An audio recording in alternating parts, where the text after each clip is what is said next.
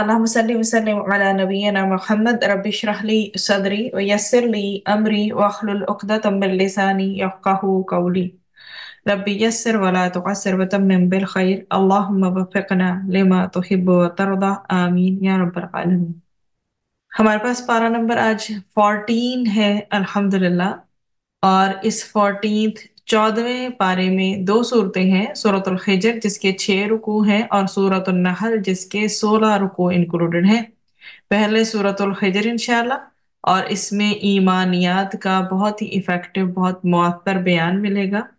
ईमानियात में से तौहीद और आखिरत और रिसालत का बड़ा जामिया बयान, बहुत ही कॉम्प्रिहेंसिव बयान हमें मिलेगा। तो आगाज करते हैं इंशाल्लाह। अऊज़ु बिल्लाहि मिनश शैतानिर रजीम। रुकू नंबर 1, सूरतुल हिजर, आयात 1 to 15। अल्लाह कुरान को हमेशा महफूज रखेगा। आखिरत के मुनकरीन का जिक्र करने के बाद फिर ये आयत करीमा इसमें आई है, सूरतुल हिजर की आयत नंबर 9। बेशक हमने ही इस जिक्र यानी कुरान को नाज़िल किया और हम इसकी हिफाजत करने वाले हैं। अब आपके सामने है कि सदियां बीत गई हैं, सेंचुरीज आफ्टर द सेंचुरीज, कयामत तक ये कुरान हकीम महफूज रहेगा। अल्लाह सुब्हाना व तआला ने यहाँ ये भी बयान फरमाया है, कुरान के साथ कुरान की वजाहत भी। अहले इल्म की एक राय ये भी है कि कुरान के साथ कुरान की वजाहत भी जो नबी करीम सल्लल्लाहु अलैहि वसल्लम ने बयान फरमाई वो भी इसके ज़ैल में दाखिल है। अल्लाह सुब्हाना व तआला इसकी हिफाजत फरमाएगा और सीनों में अल्लाह ताला ने इसको महफूज फरमा दिया। वहां से तो ये किसी सूरत में निकाला जाना नामुमकिन है। तो ये एजाज है फकत कुरान हकीम का कि अल्लाह सुब्हाना व तआला ने इसकी हिफाजत का जिम्मा लिया हुआ है। फिर दूसरा रुकू है हमारे पास, आयात 16 से लेकर 25 है। नेमतों के बारे में सवाल होगा। जो भी अल्लाह सुब्हाना व तआला ने हमें ब्लेसिंग्स दी हुई हैं, जो भी नेमतें हमारे पास हैं, उनका जिक्र है। अल्लाह ताला ने अपनी कई नेमतों का यहाँ पर जिक्र फरमाया है। आसमान पर सितारे जो अल्लाह ने बनाए, उनका एक अहम मकसद है, एक पर्पस है। जो भी जिन्नात है, शैतान वगैरह, वो खबरें लेना चाहते थे तो उनको जो है इन सितारों के जरिए मार भगाया जाता। और पूरा फिर यूं जो है वही इलाही का जिसका नुज़ूल उसकी हिफाजत की गई, ये यहाँ पर खास तौर पे मेंशन किया गया। जिन्नात और शयातीन ऊपर की खबरें लेना चाहते थे तो उनको इन सितारों के जरिए मार भगाया जाता था। और फिर जो वही इलाही थी जो जिसका नुज़ूल होना था अल्लाह सुब्हाना व तआला की तरफ से, उसकी हिफाजत की गई। ये मौजू कई बार आपको कुरान में मिलेगा, उसका तज़किरा भी हुआ है। अल्लाह सुब्हाना व तआला ने फरमाया कि जमीन से अल्लाह सुब्हाना व तआला ने मखलूकात के लिए रिज़्क अता फरमाया। बेशक अल्लाह के खजानों में कोई कमी नहीं है, अलबत्ता वो एक जरूरत के मुताबिक ही अता फरमाता है। जैसी जैसी जरूरत वैसी वैसी उसकी अता है। अल्लाह ताला के खजानों में से उसका अता किए जाने का मामला अकॉर्डिंग टू सिचुएशन रहता है, जरूरत के मुताबिक रहता है। जैसे अगर पानी जैसी अजीम नेमत का ही आप देख लें तो बारिश का सिलसिला, वाटर साइकिल, ठीक है, पानी जैसी अजीम नेमत का बयान अगर आप देखें तो बारिश का सिलसिला आपको मिलेगा, वाटर साइकिल मिलेगा। अल्लाह की बहुत बड़ी नेमत है किस तरह गर्दिश अमल है इस पानी के निज़ाम का, और बारिश का बरसना, पानी का जमा होना, फिर एवापोरेशन की सूरत में ऊपर जाना। सारा साल अल्लाह सुब्हाना व तआला अपने फजल से हमें इसी तौर पर पानी अता फरमाता है, वरना हमारे बस में नहीं था कि हम पानी का सही माना में कोई भी जखीरा कर पाते। अलबत्ता ये तमाम नेमतें जो दुनिया में अता की गई फानी और आरदी हैं। बिलाखिर क़यामत का जो बर्पा होने का मामला होगा और अल्लाह इन नेमतों के बारे में सवाल करेगा, आया कि हमने इन नेमतों पर शुक्र अदा किया है या नहीं। फिर हमारे पास रुको नंबर 3 है, आयात इसमें 26 से लेके 44 तक है। अजमत इंसानी का सबब रूह रब्बानी। इसके अंदर ये मेंशन किया गया है, हजरत आदम अलैहिस्सलाम का किस्सा बयान किया गया है और उसके साथ साथ ही जो है इब्लीस का तज़किरा भी आया है कि अल्लाह ने इंसान को जो है गारे से पैदा किया तो सूख कर खनक रहा था। इससे कबल जिन्नात को आग के शोले की लपक से पैदा किया। तो अल्लाह ने फरिश्तों को हुक्म दिया कि जब मैं इंसान को बना सवार दूं और उसमें अपनी रूह डाल दूं तो तुम सब उसके सामने सजदे में गिर पड़ना। वह इंसान की असल अजमत इसी वजह से है कि वो सिर्फ खाकी वजूद नहीं है, बल्कि उसके अंदर क्या है, उसके अंदर रूह रब्बानी मौजूद है। تمام کے تمام فرشتوں نے انسان کے سامنے سجدہ کیا ہے، تو یہ انسان کی عظمت یہاں بتائی جا رہی ہے۔ البتہ ابلیس نے کیا کیا تھا، اس نے سجدہ کرنے سے انکار کر دیا تھا، جو فرشتہ نہیں تھا بلکہ ایک جن تھا۔ تو یہاں یہ سارا تذکرہ ہے کہ آدم علیہ السلام کی تخلیق کے بارے میں، کہ ان کے جسمانی وجود میں روح کے پھونکے جانے کا تذکرہ ہے، اور اشارہ کیا دیا گیا ہے کہ انسان کی اصل جو عزت ہے نا، اس کا اصل جو شرف ہے، اس کی اصل جو تکریم ہے، وہ اس روح کے پھونکے جانے کی بنیاد پر ہے۔ یہ سجدہ جب کرایا گیا تو کب کرایا گیا؟ جب روح ڈال دی گئی آدم علیہ السلام میں، پھر فرشتوں سے سجدہ کرایا گیا۔ یہ انسان کی عظمت ہے اس روح کی بنیاد پر۔ البتہ جو روح کو فراموش کر کے حیوانی تقاضوں پر ہی عمل درآمد کرے اور محض حیوان بن کر زندگی بسر کرے، تو پھر وہ ذلت و رسوائی میں ایسے لوگ ہوں گے۔ لیکن جو روح کے تقاضوں پر عمل درآمد کریں، انہی کے لیے اصل تکریم ہے، عزت ہے، آخرت میں اجر و ثواب بھی ہے۔ پھر اس کے بعد ہمارے پاس جو ہے وہ رکوع نمبر 4 ہے، کہ اللہ غفار بھی ہے، اللہ قہار بھی ہے۔ آیات اس کی 45 سے لے کر 60 تک ہے۔ یہاں یہ بتایا گیا کہ جب اپنے بندوں کو اللہ سبحانہ وتعالی جنت میں داخل فرمائے گا، اللہ سبحانہ وتعالی ہمیں بھی ان میں شامل فرمائے انشاءاللہ۔ تو اگر کوئی رنجش ہوگی تو اللہ تعالیٰ اس کو دور کر دے گا۔ اس میں بیسیکلی کیا چیز جو ہے وہ واضح کی گئی ہے، ان آیات میں یہ بتایا گیا ہے کہ اللہ کی نافرمانی سے بچنے والے جنت کے چشموں کے پاس لطف و سرور کی کیفیت میں ہوں گے۔ اگر دنیا میں ان کے دلوں میں کوئی باہمی قدورت پیدا ہو گئی ہوگی تو ختم کر دی جائے گی۔ وہ بڑی محبت سے بھائیوں کی طرح ٹیک لگا کر آمنے سامنے تختوں پر بیٹھے ہوں گے، انہیں کوئی تکلیف نہ پہنچی ہوگی، اور وہ ہمیشہ ہمیشہ جنت کی راحتوں کے مزے لوٹ رہے ہوں گے۔ تو اگر کوئی بھی رنجش ہوگی ان کی آپس میں تو اللہ دور کر دے گا۔ ایمان والے ہیں، انسان ہیں، کوئی رنجش، کوئی قدورت، کوئی کینہ رہ جائے گا، اللہ اس نیگیٹیوٹی کو ختم کر کے بالکل پاک صاف کر کے جنت میں داخل فرمائے گا۔ اللہ سبحانہ وتعالی ہم کو بھی ان خوش نصیبوں میں کرے کہ جو کہ جنت الفردوس کے حقدار بنے۔ اور پھر یہاں مزید فرمایا جا رہا ہے کہ وہ بھائی بن کر رہیں گے۔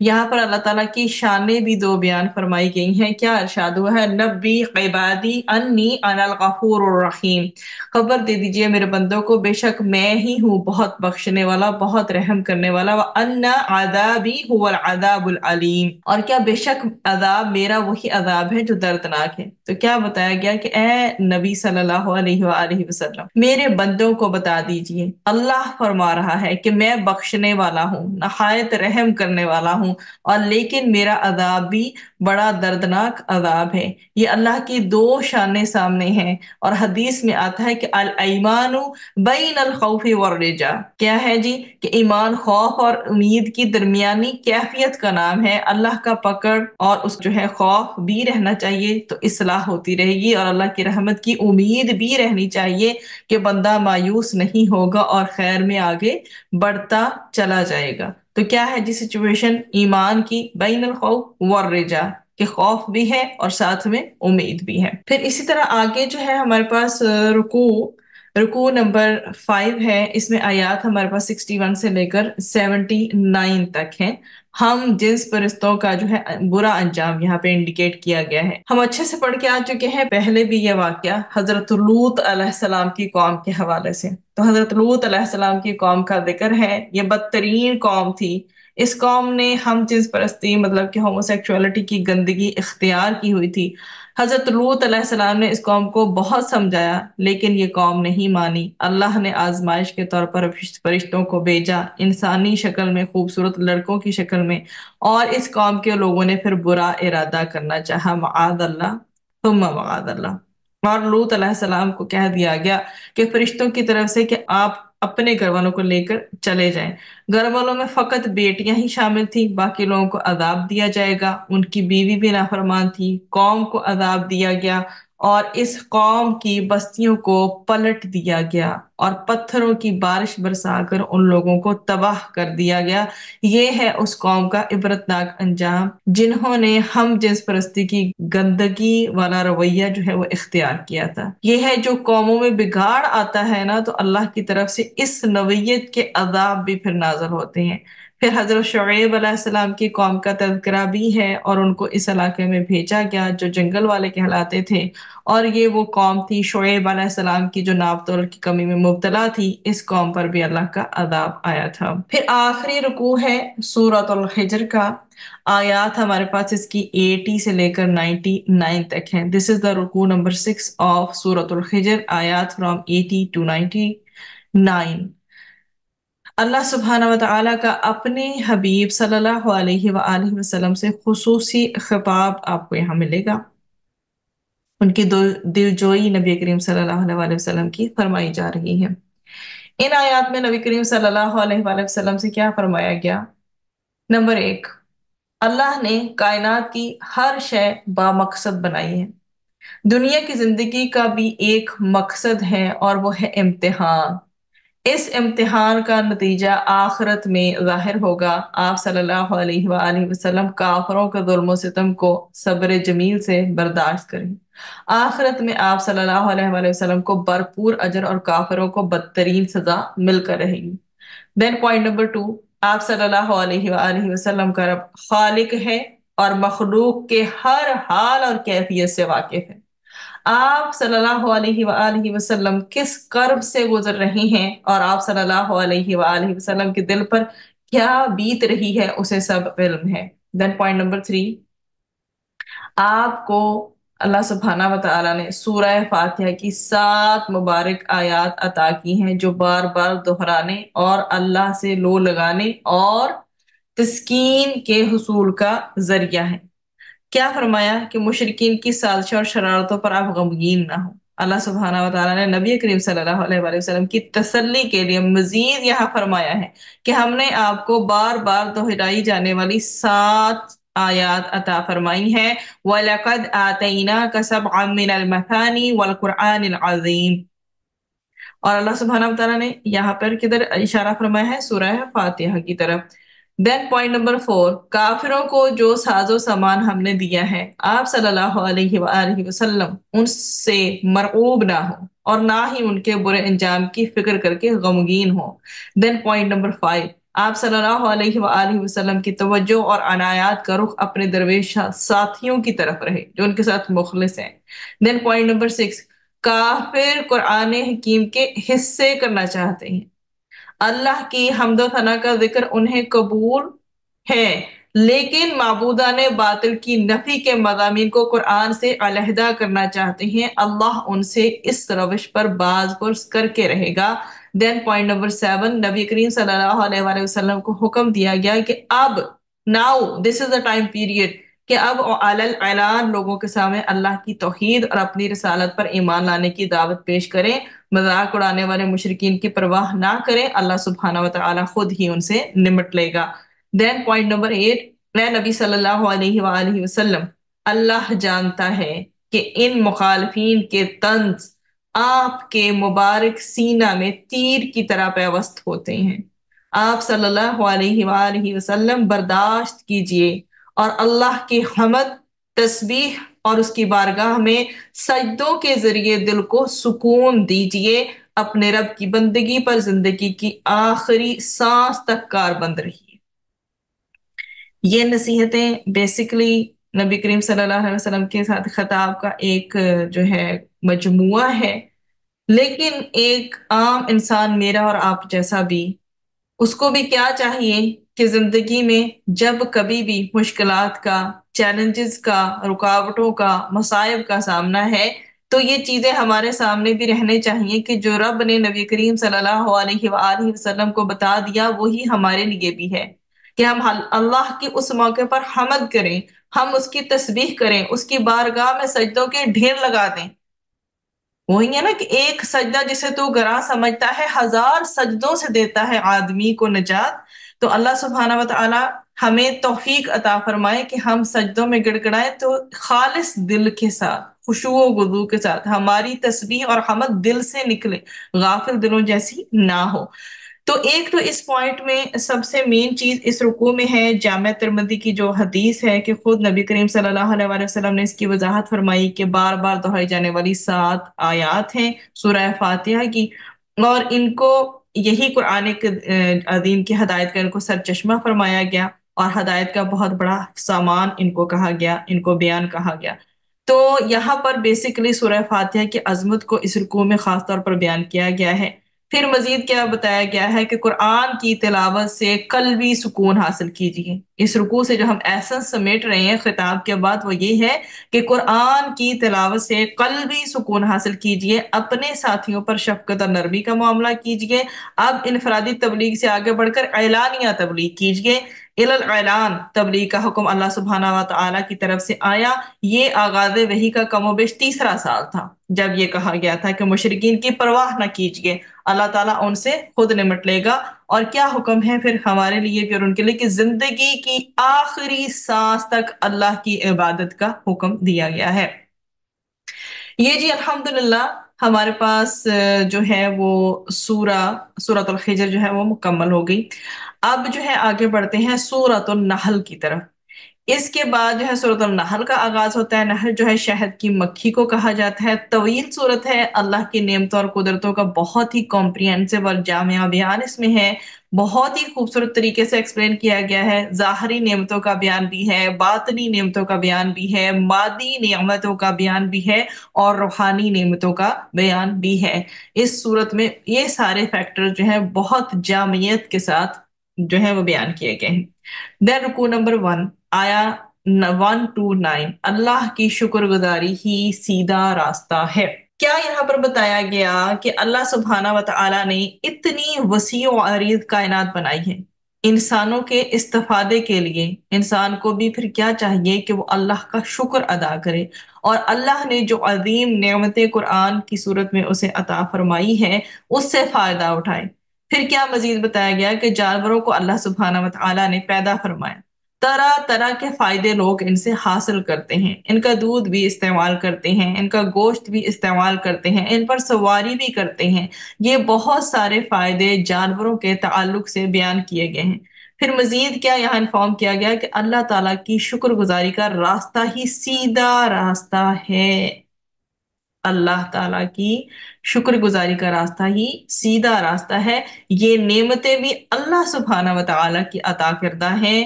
کیا بندوں نے ان چیزوں کو پیدا نہیں کیا تو خالق کی عظمتوں اور نعمتوں کا پھر اعتراف کریں اور خالق کا شکر گزار بننے کی کوشش کریں۔ پھر رکوع نمبر 2 ہے ہمارے پاس، آیات ہیں 10 سے لے کر 21 تک۔ اللہ کی نعمتوں کا شمار ناممکن ہے۔ بہت ساری نعمتوں کا ذکر اس رکوع میں آیا۔ آسمان سے بارش برسائی جاتی ہے، طرح طرح کی نباتات اگائی جاتی ہیں، رات دن سورج چاند اللہ نے انسان کی خدمت پر لگا دیا ہے۔ پانی کی برکات کو ہی دیکھ لیں، ان میں 3 طرح کی برکات ہیں۔ نمبر 1، پانی انسان کی پیاس بجھاتا ہے اور اس کی جسم کی کئی جسمانی ضروریات کو پورا کرتا ہے۔ نمبر 2، پانی کے ذریعے وہ چارہ گھاس اور جو پتے پیدا ہوتے ہیں جو جانوروں کے لیے خوراک بنتے ہیں۔ پانی نہ ہو تو ان کا اگنا بھی مشکل ہو جائے، ممکن نہ رہے۔ دین پوائنٹ نمبر 3 اس میں دیکھیں پانی کی بلیسنگز میں کہ پانی کے ذریعے طرح طرح کی کھیتیاں، مطلب زیتون، کھجوریں، انگور، کئی قسم کے پھل اور کئی قسم کے میوے پیدا ہوتے ہیں۔ پھر آپ اگلی آیت نمبر 12 میں دیکھیے، اس میں ٹائٹل اگر آپ لگا دیں کہ جہاں ہے تیرے لیے تو نہیں جہاں کے لیے نہیں، ٹھیک ہے، جہاں ہے تیرے لیے تو نہیں جہاں کے لیے نہیں، مطلب اس آیت میں قدرت کے تقریباً 5 مظاہر بیان کیے گئے ہیں جو سب کے سب انسان کی خدمت کے لیے ہیں۔ رات آرام کے لیے ہے، دن بھاگ دوڑ اور کام کاج کے لیے ہے، سورج، روشنی، حرارت، توانائی کی جو ہمیں فراہمی ہے دن اور سال کا حساب لگانے کے لیے، اور کئی سروسز جو ہیں ہمارے سامنے موجود ہیں۔ چاند رات میں روشنی اور مہینوں کا حساب ہمیں دیتا ہے، ستارے سمتوں کا تعین کرتے ہیں۔ اللہ سبحانہ و تعالیٰ نے یہ جہان انسانوں کے لیے بنایا ہے۔ اللہ ہمیں اپنا شکر ادا کرنے کی توفیق عطا فرمائے۔ اگر آیا نمبر 13 میں دیکھیں تو کائنات کی زینت رنگا رنگی سے ہے۔ اللہ تعالیٰ نے جو کچھ بھی پیدا کیا اس کے رنگ مختلف ہیں، اس رنگا رنگی کی سے ہی کائنات کی رونق اور خوبصورتی ہے۔ اگر آیا نمبر 14 دیکھیں، انسانوں کے لیے کیا ہے؟ سمندر کی برکات ہیں۔ سمندروں سے انسان کے لیے مچھلیوں کی صورت میں تازہ اور صحت افزا گوشت حاصل ہوتا ہے۔ سمندروں میں وہ موتی اور مونگے پیدا ہوتے ہیں جنہیں انسان بطور زیورات استعمال کرتا ہے۔ سمندر میں وہ کشتیاں اور جہاز چلتے ہیں جن سے بڑے پیمانے پر تجارتی سرگرمیاں انسان انجام دیتا ہے۔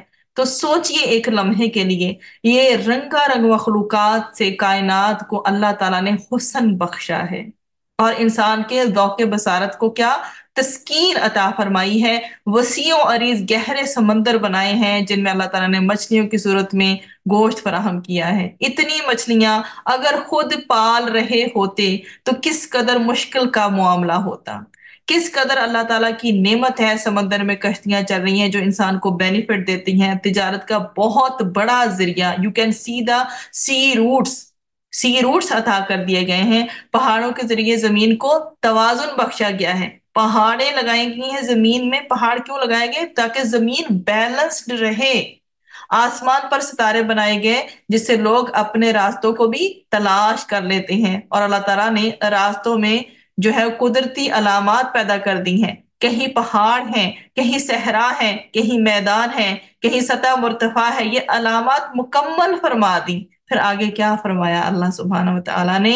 وَإِن تَعُدُّوا نِعْمَةَ اللَّهِ لَا تُحْصُوهَا، اور اگر تم اللہ تعالیٰ کی نعمتوں کو شمار کرنا چاہو تو تم شمار کر نہیں سکتے۔ تو انسانوں کی ناشکری تو دیکھیں ہم، جو ہستیاں مر چکی ہیں ان کو پوجتے ہیں اور اللہ کا شریک ٹھہراتے ہیں، مخلوق کو خالق کے برابر قرار دیتے ہیں۔ کتنا بڑا ظلم ہے جو یہ بندے کر رہی ہیں۔ پھر رکوع نمبر 3 ہے، آیات اس کی 22 سے لے کر 25 تک ہیں۔ توہین قرآن کا برا انجام ہوگا، اس میں یہ مینشن کیا گیا۔ اس میں جو مین چیز ہے مشرکین کا ذکر ہے۔ جب ان سے پوچھا جاتا ہے کہ بتاؤ اللہ نے کیا نازل کیا، تو معاذ اللہ کہتے ہیں یہ تو پچھلے زمانے کے کیا ہیں، قصے کہانیاں ہیں۔ تو اللہ سبحانہ وتعالیٰ نے کیا فرمایا کہ یہ بد نصیب ہیں جو خود بھی گمراہ ہوئے اور دوسروں کی گمراہی کا وبال بھی اپنے سر لے رہے ہیں۔ یہ لوگ کیا ہیں، برے انجام سے دوچار کیے جائیں گے۔ تو جب بھی مشرکین سے اس طرح کی بات پوچھی جاتی تھی تو وہ آگے سے یہی کہتے تھے، مطلب جب بھی پوچھا جاتا تھا کہ کیا ہے قرآن، تو یہ حضرت محمد صلی اللہ علیہ وسلم پر کیا نازل ہو رہا ہے، تو یہ ہمیشہ ایک یہی ایروگنس کا ان کا انداز ہوتا تھا کہ پچھلے قصے کہانیاں ہیں اس کے اندر۔ تو بتایا یہ گیا کہ خود بھی گناہ سمیٹ رہے ہیں اور جن کو گمراہ کر رہے ہیں ان کا وبال بھی اپنے سر پہ لے رہے ہیں۔ بہت برا بوجھ ہے جو یہ لوگ اٹھا رہے ہیں۔ اللہ سبحانہ وتعالی ہمیں ایسی روش سے ہمیشہ بچائے۔ اس کے بعد جی رکوع نمبر 4 ہے، آیات اس کی 26 سے لے کر 34 تک ہیں۔ قرآن کریم ہی سب سے بڑی خیر ہے۔ پہلے اس رکوع میں یہ بتایا گیا کہ کافروں کو موت کے وقت جہنم میں جلنے کی وعید سنائی جاتی ہے۔ موت کے وقت ہی سختیوں کا معاملہ کافروں پر شروع ہو جاتا ہے۔ اللہ سبحانہ وتعالی ہم سب کو موت کی ہر طرح کی سختیوں سے بچائے، آمین۔ اور متقیوں کو جنت میں داخلے کی خوشخبری دی جاتی ہے۔ اللہ سبحانہ وتعالی ہمیں متقیوں میں شامل فرمائے، آمین۔ جو گناہوں سے متقی پھر کون ہوتے ہیں؟ جو گناہوں سے بچنے والے ہوتے ہیں، ان کو متقی کہا جاتا ہے۔ اور اللہ تعالی ہم سب کو جنت الفردوس نصیب فرمائے، انشاءاللہ، آمین۔ جب ایمان والوں سے پوچھا جاتا ہے تمہارے رب نے نازل کیا کیا ہے، کہتے ہیں قالوا خیرن، وہ کہتے ہیں خیر نازل فرمائی ہے۔ اس مقام پر قرآن کو خیر کہا گیا۔ یہ سب سے بڑی خیر ہے، یہ سب سے بڑی بلائی ہے، اور یہ سب سے بڑی دولت ہے جو اللہ سبحانہ وتعالی نے بندوں کو عطا فرمائی ہے۔ جیسا کہ اللہ کے پیارے نبی صلی اللہ علیہ وآلہ وسلم نے فرمایا ہے نا، خیرکم من تعلم القرآن وعلمہ۔ بخاری شریف میں یہ روایت ہے کہ تم میں سے بہترین وہ ہے جو قرآن سیکھے اور سکھائیں۔ وہاں بھی خیر کا لفظ آیا ہے۔ تو کیا بتایا گیا ان متقین کے لیے کہ دنیا میں سکون اور راحتیں ہیں، اور آخرت میں بھی انشاءاللہ شاندار بدلہ ہے۔ اللہ سبحانہ وتعالی سے دعا ہے کہ اللہ تعالیٰ اپنے متقی بندوں میں ہمیں شامل فرمائے۔ پھر ہمارے پاس رکوع نمبر 5 ہے، اللہ کی عبادت اور طاغوت سے بچنے کا یہاں حکم دیا گیا ہے۔ آیات اس کی 35 سے لے کر 40 تک ہیں۔ اللہ کی عبادت کرو اور طاغوت سے بغاوت کا حکم دیا گیا ہے۔ شرک کے لیے خوشنما جواز بناتے تھے یہ لوگ، आया नंबर 35 का उसलूब देखें। इस आयत में मुशरिकीन की तरफ से शिरक के हक में खुशनवा जवाज का जिक्र है। मुशरिकीन कहते थे कि अगर अल्लाह चाहता तो हमें शिरक करने और हलाल हराम के खुद साख्ता फैसला करने से रोक देता। उसका ना रोकना इस बात की दलील है कि हमारा तर्ज अमल अल्लाह की तरफ से मंजूर शुदा है। जवाब दिया गया कि शिरक के हक में इस तरह के जवाब माजी में भी लोग पेश करते रहे। असल हकीकत यह है कि दुनिया में अल्लाह ने इंसान को नेकी और बुराई का इख्तियार दिया है। नेकी के अमल में अल्लाह का इज़्न और रजा दोनों शामिल होते हैं। बुराई के अमल में अल्लाह का इज़्न तो होता है लेकिन उसमें अल्लाह की रजा शामिल नहीं होती। रसूलों का काम हक को वाजिया करना है, लोगों को जबरदस्ती हक की राह पर लाना नहीं है। फिर आपके सामने रसूलों की दावत का तज़किरा मिलता है 36 और 37 में। अल्लाह की इबादत और तागूत से बचने की जो है यहाँ पर रोशनी को वाजिया किया गया है कि अल्लाह की इबादत की जाए और तागूत का इनकार किया जाए। और बताया क्या गया कि हर रसूल की बेसिकली बुनियादी दावत यही रही है, आने अबूदुल्लाह वजतानिबु तागूत, कि अल्लाह ताला की इबादत करो और तागूत से इज्तनाब करो। तो तागूत बेसिकली होती है तुगयानी या सरकशी। कोई शख्स या इदारा या निजाम जो अल्लाह के अहकाम के मुकाबले में अपने कानून के नफाज की बात करे वो तागूत है। उसका इनकार जरूरी है। अल्लाह पर ईमान और तागूत का इनकार जरूरी है।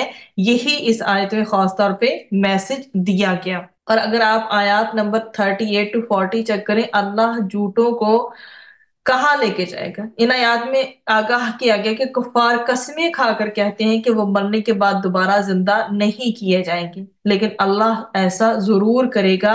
इस तरह साबित हो जाएगा कि काफिर झूठे हैं और फिर उन्हें उनकी बदआमालियों की सजा दी जाएगी।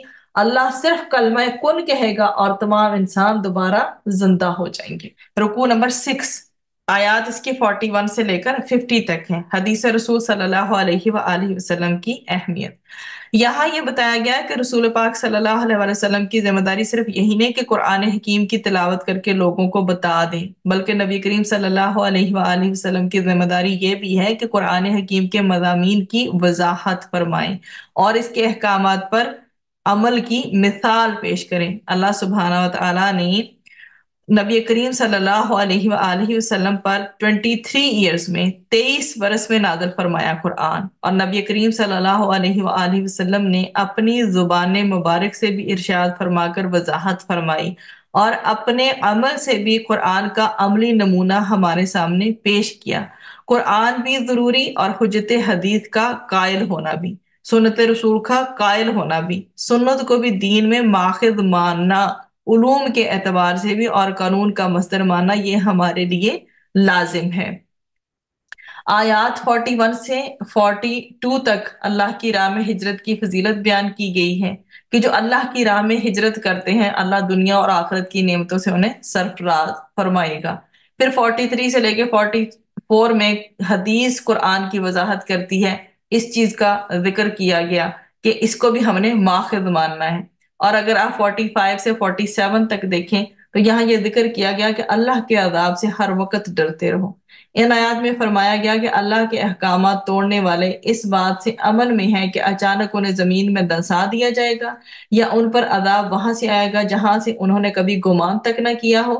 ये अदाब उन पर अचानक भी आ सकता है और ये भी मुमकिन है कि पहले इसके आसार जाहिर हो और फिर वो सर पर आ जाए।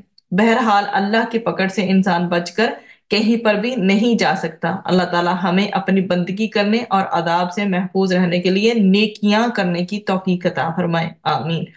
उसके बाद इसी रुकू में 48 से लेकर 50 तक देखें तो हर शय ही नहीं उसका साया भी अल्लाह को सजदा करता है।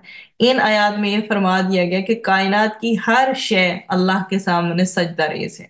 फिर हर शय का साया भी अल्लाह की बारगाह में सजदा करता है।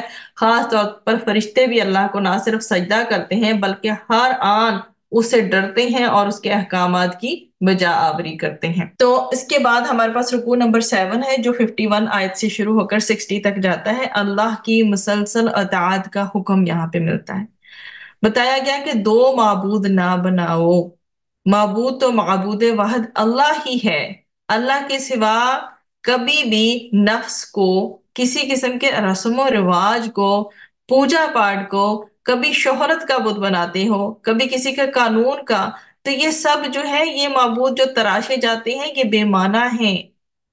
نہیں کرو، ایسا مت کرو، صرف اللہ کو واحد مانو، اللہ کو ہی وحدہ لا شریک مانو، اسی کو معبود مانو، وہی خالق ہے۔ پھر کیا بتایا گیا؟ فرمایا گیا وَلَهُ الدِّينُ وَاصِبًا، اور اطاعت تو صرف اور صرف اللہ سبحانہ و تعالیٰ کے لیے ہے، اسی کو خالق مان کر، اسی کو معبود مان کر اس کے احکامات کی پاسداری کی جائے۔ پھر مزید یہاں بتا دیا گیا کہ ہر نعمت اللہ ہی کی عطا کرتا ہے، اور ہر تکلیف بھی وہی دور کرتا ہے، تو مشکلات میں اسی کو پکارنا چاہیے، مصائب میں بھی اسی کی طرف رجوع کرنا چاہیے۔ اس کی نافرمانی کرنا احسان فراموشی ہے، اور اللہ کی اطاعت کرنا یہ احسان مندی اور شکر گزاری کا رویہ ہے۔ اللہ تعالی ہم سب کو شکر گزار بندوں میں شامل رکھے، آمین۔ پھر رکو نمبر 8 ہے، آیات ہے اس میں 61 سے لے کر 65 تک۔ اختلافات کا حل قرآن و حدیث میں تلاش کرو۔ یہاں اللہ سبحانہ و تعالیٰ نے کیا ہمیں تعلیمات دی ہیں؟ وَمَا أَنزَلْنَا عَلَيْكَ الْكِتَابَ إِلَّا لِتُبَيِّنَ لَهُمُ الَّذِي اخْتَلَفُوا فِيهِ، کہ اے نبی صلی اللہ علیہ وآلہ وسلم، ہم نے یہ کتاب آپ پر اس لیے نازل کی کہ آپ وضاحت کریں ان معاملات کی جن میں یہ لوگ اختلاف کر رہے ہیں۔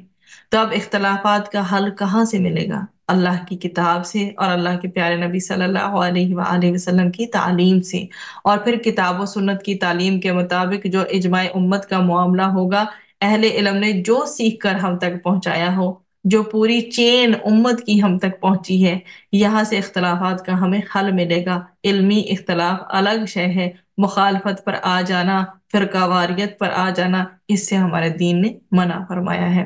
پھر رکو نمبر جو ہے وہ 9 ہے ہمارے سامنے، اور آیات اس کی 66 سے لے کر 70 تک ہیں۔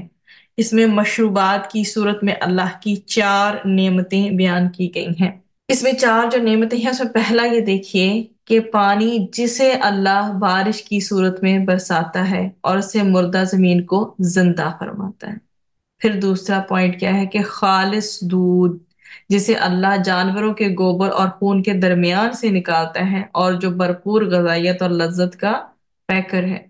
دین 3، کھجوروں اور انگوروں سے حاصل ہونے والا پاکیزہ مشروب یعنی رس۔ ان پھلوں سے شراب بھی کشید کی جاتی ہے، لیکن وہ حرام ہے۔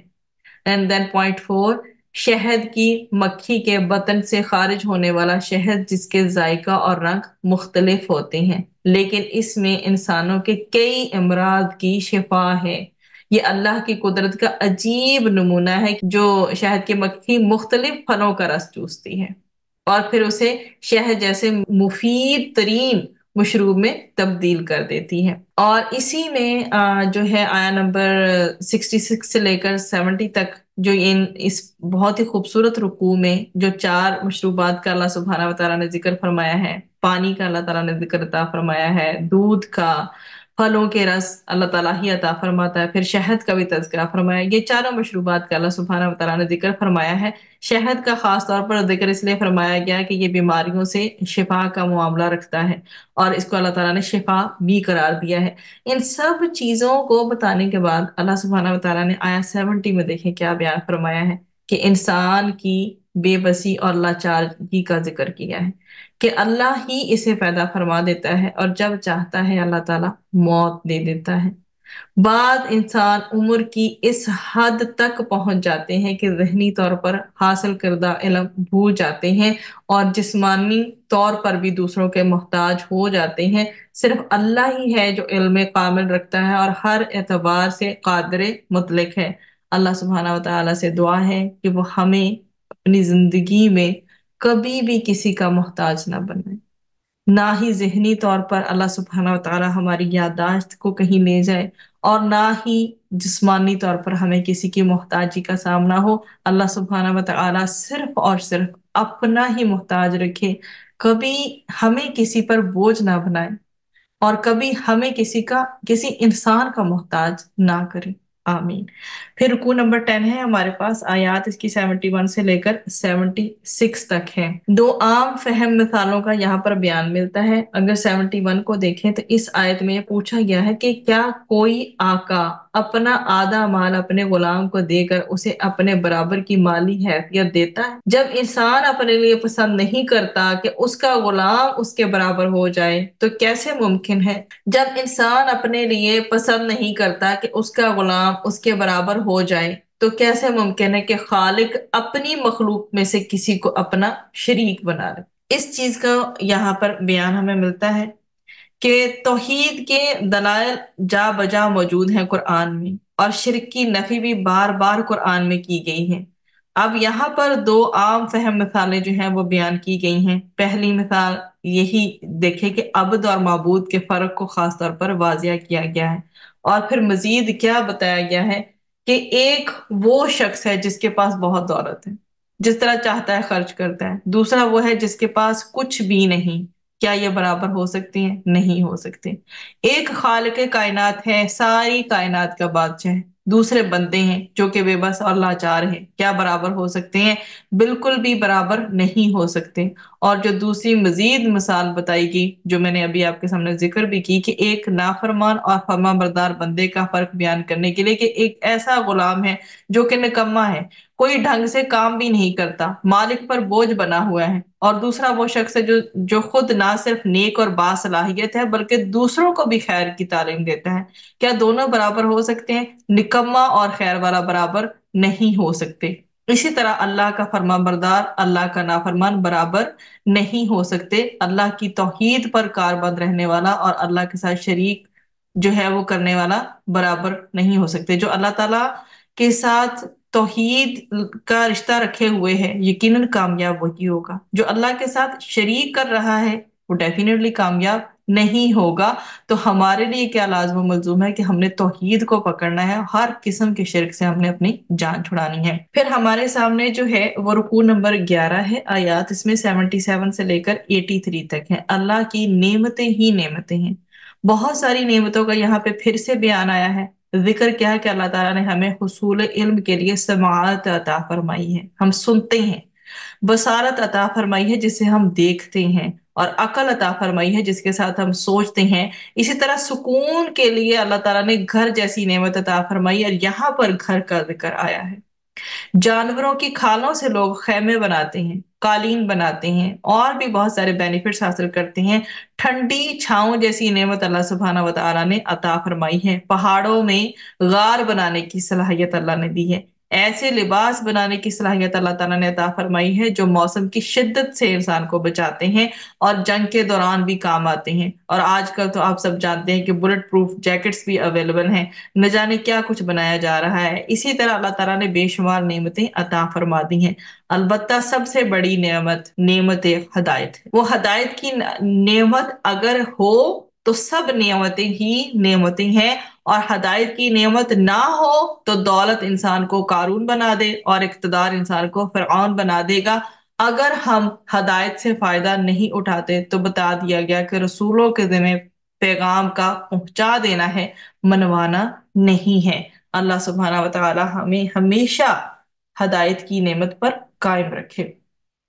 फिर रुकू नंबर 12 है, आयात 84 से लेकर 89 तक है। नबी करीम सल्लल्लाहु अलैहि वसल्लम की उम्मत के खिलाफ गवाही।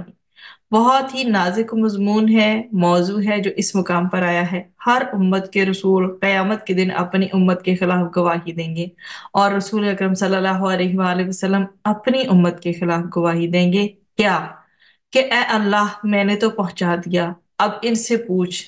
और इस आयत करीमा जैसी एक और आयत, जैसे सूरह निसा से भी हम गुजर के आए हैं, इसकी तिलावत पर भी नबी करीम सल्लल्लाहु अलैहि वसल्लम रोए थे। जब अब्दुल्ला बिन मसऊद ने आपको सुनाई कि मुझे अपनी उम्मत के खिलाफ गवाही देना होगी, तो नबी करीम सल्लल्लाहु अलैहि वसल्लम रोए थे। उम्मत को खौफ है कि कल हमसे भी अल्लाह ताला पूछेगा। कुरान मिला, दीन मिला, तो क्या क्या नहीं जो अल्लाह ताला ने हमें नहीं दिया, हर चीज दी। तो उसके बाद क्या हमसे पूछा नहीं जाएगा? और उसके बाद मजीद यहाँ पे जिक्र जो है मुशरिकीन का है, जिन्होंने इंसानों में से मखलूकात में से कुछ लोगों को खुदा का दर्जा दे दिया। اور جن نیک بندوں کو اللہ کی الوہیت میں شامل کیا گیا، قیامت کے دن وہ لوگ انکار کر دیں گے، وہ ان کے خلاف گواہی دیں گے کہ اے اللہ یہ جھوٹے تھے، ہم نے تو تیری ہی عبادت کی تھی۔ اور ایسے شرک کرنے والوں کو پھر مسلسل عذاب دیا جائے گا۔ پھر رکو نمبر 13 ہے اللہ کی طرف سے اہم یہاں پہ انسٹرکشنز دی گئی ہیں۔ آیات اس کی 90 سے لے کر 100 تک ہیں۔